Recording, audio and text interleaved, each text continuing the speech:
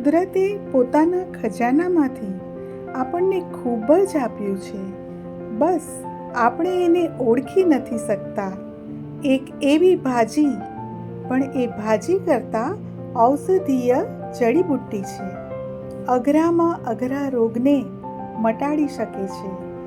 તો ચાલો એવી જ આરોગ્યપ્રદ લૂણીની ભાજીની વાનગી બનાવીએ. આને લાખા લૂણી તરીકે પણ ઓળખવામાં આવે છે.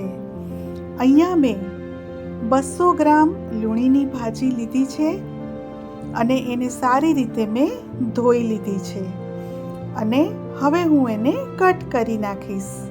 તો એના માટે અહીંયા 1 કપ ઘઉંનો લોટ, 2 ચમચી ચોખાનો લોટ, આનાથી મૂઠિયાનું બાઇન્ડિંગ સરસ આવે છે. 1 ચમચી ચણાનો લોટ એક્સ્ટ્રા ટેસ્ટ માટે. બધું સરસ મિક્સ કરી લીધું છે અને જ્યારે તમે મૂઠિયા બનાવો ત્યારે એમાં ચોખાનો લોટ અવશ્ય નાખો. એનાથી મૂઠિયાનું સરસ બાઇન્ડિંગ આવે છે. 2 ચમચી તેલનું મોણ નાખી દીધું છે.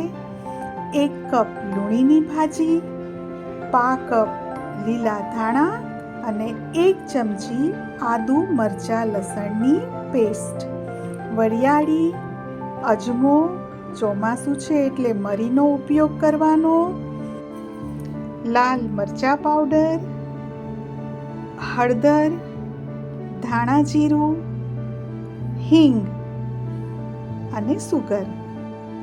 આ બધા જ માપ મેં ડિસ્ક્રિપ્શન બોક્સમાં લખીને આપેલા જ છે. હવે આવશ્યકતા અનુસાર મીઠું. બધું સરસ રીતે મિક્સ કરી લઈએ.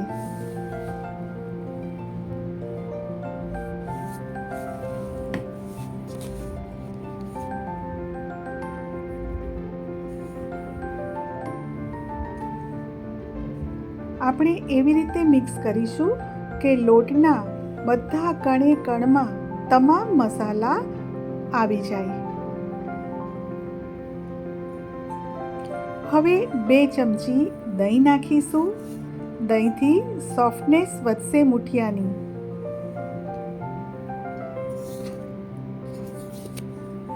અને થોડું થોડું પાણી લઈ અને આપણે મૂઠિયાનો ઢીલો લોટ તૈયાર કરીશું. આ લૂણીની ભાજીમાં સૌથી વધુ વિટામિન એ મળે છે. કેન્સર જેવા ગંભીર રોગ સામે લડવામાં પણ મદદ કરે છે. આમ તો કોઈને ખબર ન હોય, એક જાતનું ઘાસ માનીને જ આપણે એને જવા દઈએ, પણ આ એક ઉત્તમ આરોગ્યપ્રદ જડીબુટ્ટી છે.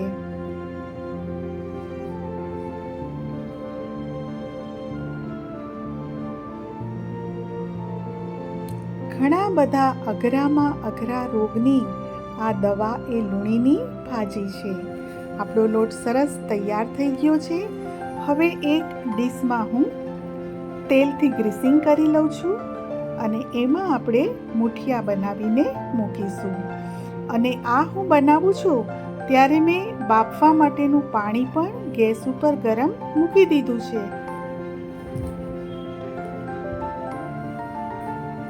બસ આ જ રીતે આપણે બધા જ મૂઠિયા તૈયાર કરી લઈશું.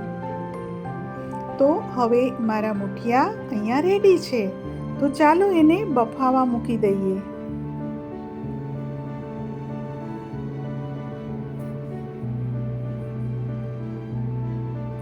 તો અહીંયા મેં મૂઠિયા બફાવા મૂકી દીધા છે અને એને હું ઢાંકીને 15 મિનિટ સુધી મીડિયમ ફ્લેમ ઉપર સ્ટીમ થવા દઈશ. ચાલો 15 મિનિટ પછી એને ચેક પણ કરી લઈએ. તો આપણા મૂઠિયા એકદમ સરસ કૂક થઈ ગયા છે અને હવે એ ઠંડા પડે એટલે એના પીસ કરીએ. તો ચાલો મૂઠિયા ઠંડા પણ થઈ ગયા છે. હવે આપણે એના પીસ પાડી લઈએ. આ મૂઠિયા એકદમ સ્મૂથ બન્યા છે, પોચા રૂ જેવા છે. ફટાફટ એનું કટિંગ પણ થાય છે.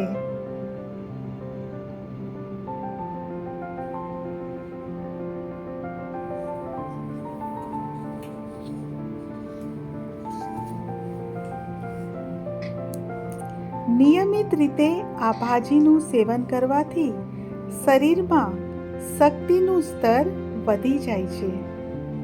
બાળકોના મગજના વિકાસ માટે તો આ ખૂબ જ મહત્વપૂર્ણ છે.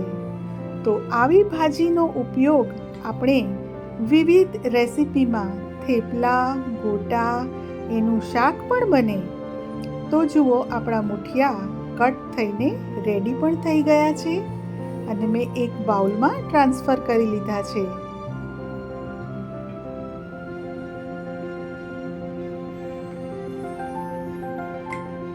બસ, તો આ છેલ્લા બાકીના મુઠિયા પણ હું ટ્રાન્સફર કરી લઉં છું બાઉલમાં. અને હવે એના વઘારની તૈયારી કરીએ. અહીંયા 2 ચમચી તેલ, રાઈ, જીરું, તલ વગર તો મુઠિયા અધૂરા જ છે, મીઠી લીમડી, સૂકા લાલ મરચાં.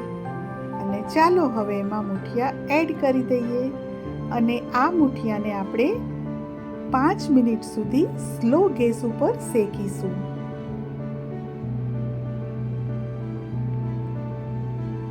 તો એકદમ આરોગ્યપ્રદ મુઠિયા આપણા તૈયાર છે.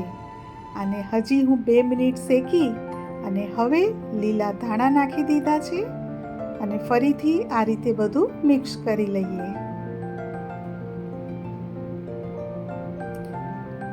તો ફ્રેન્ડ્સ, આપ પણ લૂણીની ભાજીના મુઠિયા જરૂરથી બનાવશો અને કોમેન્ટ કરીને મને જણાવશો કે આપને મારા મુઠિયા કેવા લાગ્યા. આપને મારી આવી નવી રેસિપી ગમતી હોય તો મારી ચેનલને જરૂરથી સબસ્ક્રાઈબ કરશો.